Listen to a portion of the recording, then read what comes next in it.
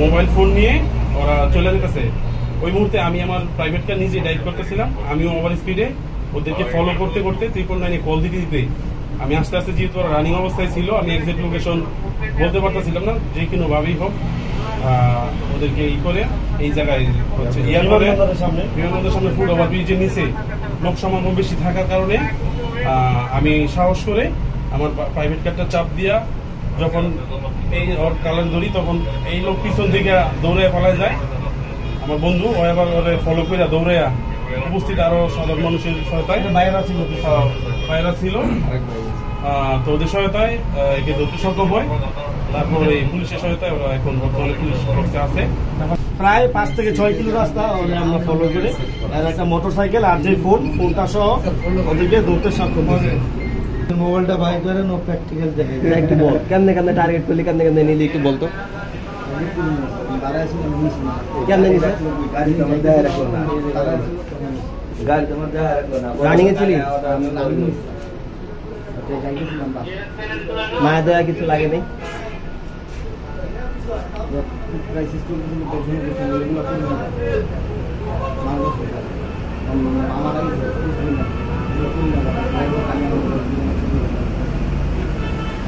কি কারণে আজকে বাড়ি ছিল? এই কারণেই পারিবারিক সমস্যা।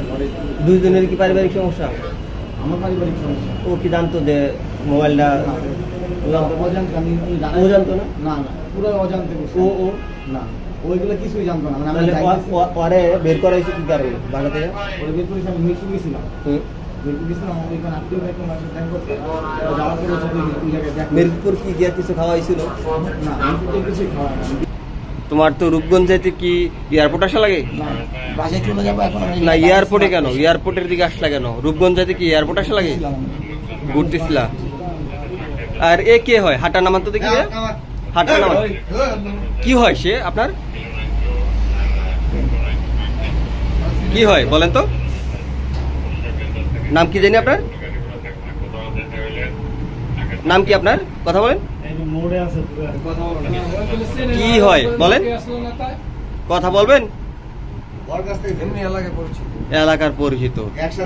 এটা একটা ট্রিপল লাইন কলের মাধ্যমে অবগত হই। পরবর্তীতে কলার সাথে কথা বলি। কলার জানায় যে মিরপুর খালসি নামক এক স্থান থেকে দুজন ছিনতাইকারী একজন ব্যক্তির মোবাইল ফোন ছিনতাই করে মোটরসাইকেল নিয়ে বিমানবন্দরের দিকে আগাচ্ছে।